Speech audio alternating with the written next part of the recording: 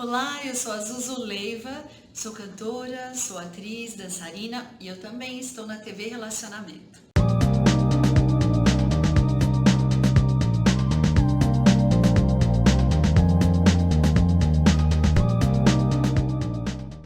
Olá, internautas! Iniciamos mais um programa Gestão Executiva e hoje nós temos um bate-papo sobre a área de Direito com Carlos Aquino. Carlos, gratidão, muito obrigado pela tua presença. Obrigado. Tá?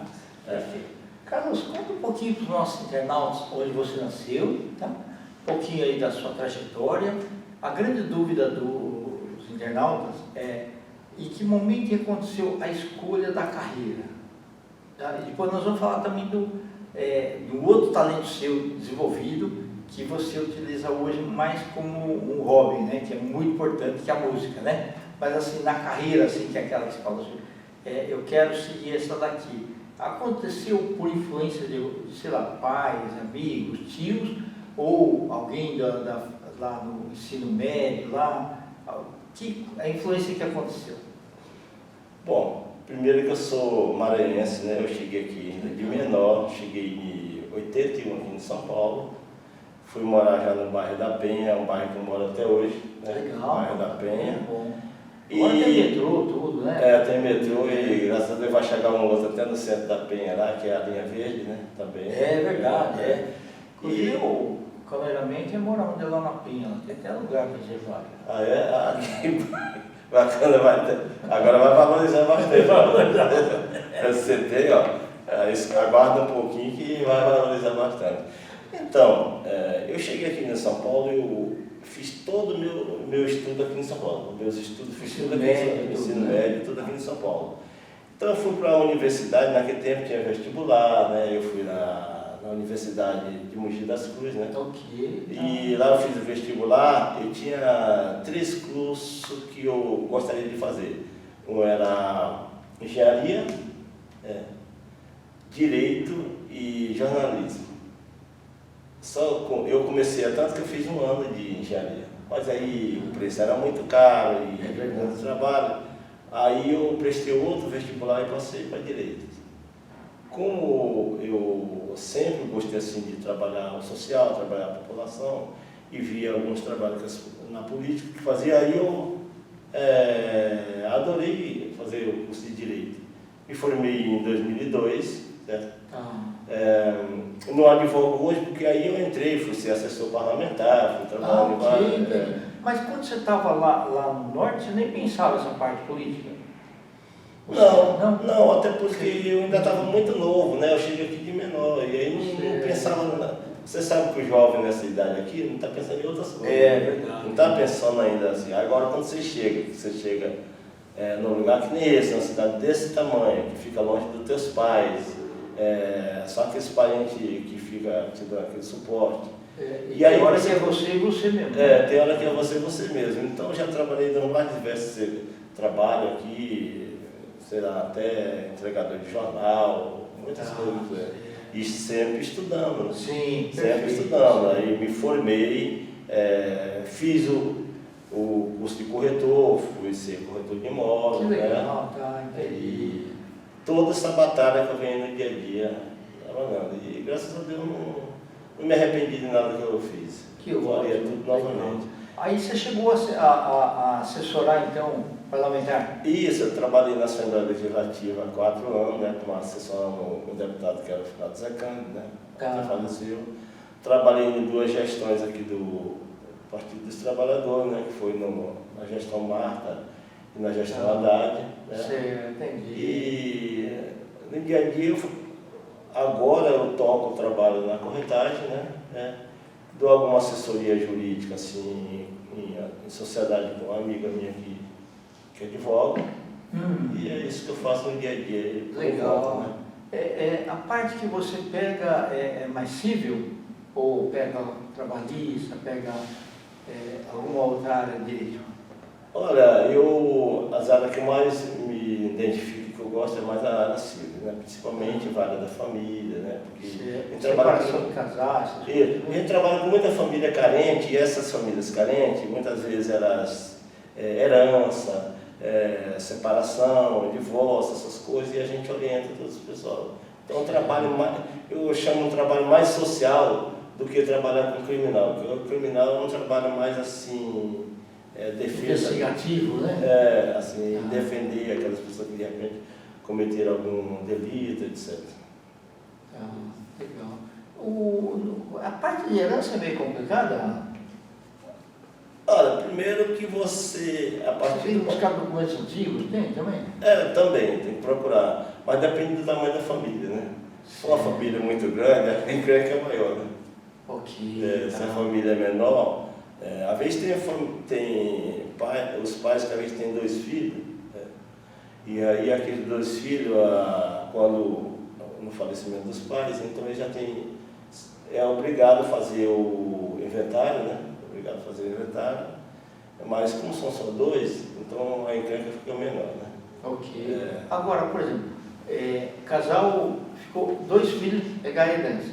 Mesmo que ele tiver um monte de filhos aí, são netos ali e tal, em primeira instância só vai para os 2 filhos, é isso? Ou já os descendentes, primeiro os descendentes. Se não tiver descendente, aí vão os ascendentes. Então, assim, vamos dizer que um casal não teve filho, aí de repente falece o casal. Tendo pai e mãe, então aquela herança vem com o pai e para a mãe. Ok. Se chama os herdeiros naturais. Tá. E se tiver primos? Caso não tenha os pais, aquilo leva para os irmãos. Ok, tá. Entendi. Aí caso os irmãos já tenham falecido, aí vai para os filhos. Ou seja, até a terceira geração para ascendente e descendente. Mas mesmo assim, às vezes sai briga, né? Mesmo sendo orientado certinho, né? Da lei. Não, tá mais para ter briga do que ter sempre um encrenqueiro no meio. Tem sempre alguém que e você lê para ele, ó, é assim e tal, essas coisas, né? A lei é assim, tá? A gente sempre procura pregar a paz, ó, cara. Não adianta você querer... Ver o equilíbrio, né? Porque não adianta, porque a lei é essa daqui. Mas isso aqui não deveria ter. Bom, mas não sei o que vou mudar a lei. A lei é essa que tem e você tem que se enquadrar dentro dela. É isso. Nossa, o Carlos, é mais fácil, por exemplo, sei lá, deixar escrito em vida, testamento, ou depois que falece e faz o inventário? O correto seria isso. Fazer o testamento. Por exemplo, a pessoa, olha, eu tenho 2 filhos, por exemplo, eu já vou fazer esse testamento já em vida, para esses 2 filhos direitinho, porque eles não precisam depois fazer o inventário. Ok, tá. Mas, então facilita um pouco, né? Mas também tem dado algumas confusões. É o seguinte, aquelas pessoas que de repente não querem deixar nada para ninguém, às vezes está com raiva do irmão, né? Ele não tem filho, está com raiva do irmão, vai lá e doa em vida para deixar já doado ali por escrito para uma instituição. Se a partir do falecimento dela, o verdadeiro herdeiro pode entrar na justiça e contrapor. Ok, tá bom, entendi. Porque é aquilo que fala, está aí na lei, está no direito. Então, a pessoa, se ele de repente doar em vida e passar em papel todo, não tem como reverter. Mas se ele deixar só por escrito, tem como reverter. Interessante. Tem umas coisas... Né? Vamos dizer, você pega assim e fala assim, olha, eu estou com raiva lá do meu filho, então eu vou pegar ele e deixar por escrito, quando eu morrer eles vão descobrir que eu deixei a casa escrita. Não pode. A não ser que você desfaça tudo em vida. Se você desfazer tudo em vida, não tem como. Porque muita gente chega para mim, mas assim, mas o meu pai, ele tem isso aqui.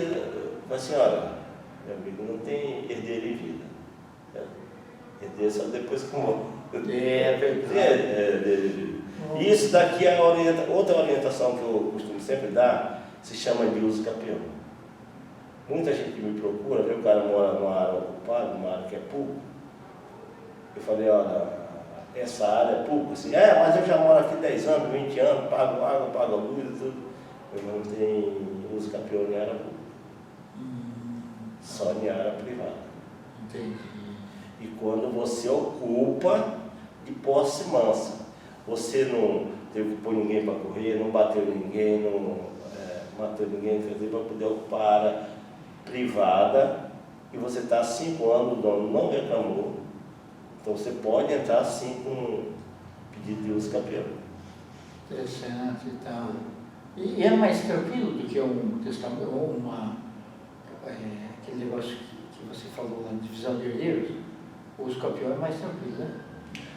Porque no direito está escrito o seguinte: você tem que comprovar que você mora no local, numa área privada, há mais de 5 anos, sem interromper, né, sem ininterrupto, e você adquiriu aquilo lá de posse mansa, né? Você, muitas vezes, se ele tem imposto, você pagou os impostos do local. Você pode entrar com tudo, isso aqui tudo são comprovação que você realmente está buscando adquirir aquilo lá de forma legal. Muito bom. É a primeira vez que você vai se candidatar? Não, cara, já fui candidato outras vezes e agora o pessoal até o pessoal do meu grupo, da minha região, onde eu moro, toda aquela região, você pega daqui do Brasil até o Itaim Paulista, é uma região grande ali, Penha, Emílio Matarazzo, Cangaíba, Ponte Rasa, Vila Matilde, tudo aí, E como eu já milito na política há muito tempo, eu falava assim: você não quer ser candidato? Tudo bem, me escreve aí e põe meu nome. Então, por enquanto, eu estou como pretendente, ou seja, como pré-candidato. Então, assim que escolher lá, aí sim, que disse assim: bom, você está na lista como candidato, aí sim, eu posso, quando o TRE liberar que a gente já pode se colocar como candidato, sim, aí a gente pode colocar como candidato. E, assim, contando de quando eu cheguei aqui, assim, 2 coisas que eu comecei a fazer: estudar música. Interessante, tá. Então eu estudava, fazia os meus estudos e estudava música, né?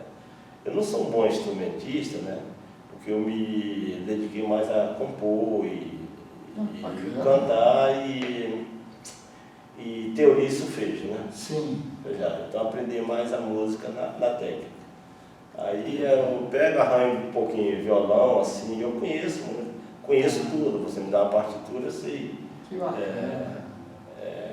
Não esquece, então, música, aprendeu partitura é igual bicicleta, você acaba não esquecendo. Você perde o jeitão um pouquinho, a agilidade, mas esquecer não esquece. Eu sempre falo que para tudo você tem que ter um pouquinho de habilidade, gostar. Porque não adianta você ensinar música para uma pessoa que não tem nenhum tipo de perfil para aquilo lá.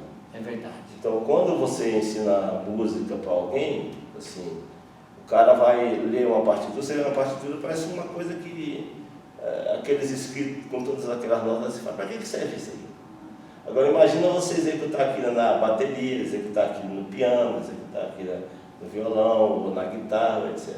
Você pega aquela partitura, chega, dá aquelas escritas lá e você executar aquilo lá. Então, só para você que tem uma certa habilidade ou gosta daquilo que você está fazendo. No seu caso, você gosta, né? Eu gosto. Sempre fui um cara que sempre gostei de música, né? Ou seja, sempre gostei de arte, né? Tanto que eu também já fiz alguns cursos aí de teatro, porque aí todo mundo fala assim: mas o teatro, o teatro ele é bom não só para você exercer a atividade como ator, etc., mas para você se desenvolver. Exatamente. Você aprender se apresentar em público, o grau de comunicação também. De comunicação, porque o teatro é se comunicar. Exatamente, é verdade. O teatro é se comunicar, e o teatro é se apresentar. Às vezes você tem um público lá assistindo e você se apresentar. Tá bom. Nós estamos em instantes finais, quero que você volte outras vezes. Você pode falar teus contatos, nós vamos escrever aqui também? Então, meus contatos, eu já falei meu nome, mas vou repetir: Carlos Aquino. Meu contato é 4734-0732, que é o meu celular, e meu Instagram é Carlos Aquino, tudo junto, _oficial. Perfeito. Carlos, apareça outras vezes aí, tá? Obrigado aí pela oportunidade. Perfeito. Internautas, com os agradecimentos, então, ao Carlos Aquino, nós finalizamos mais um Gestão Executiva. Um grande abraço e até a próxima.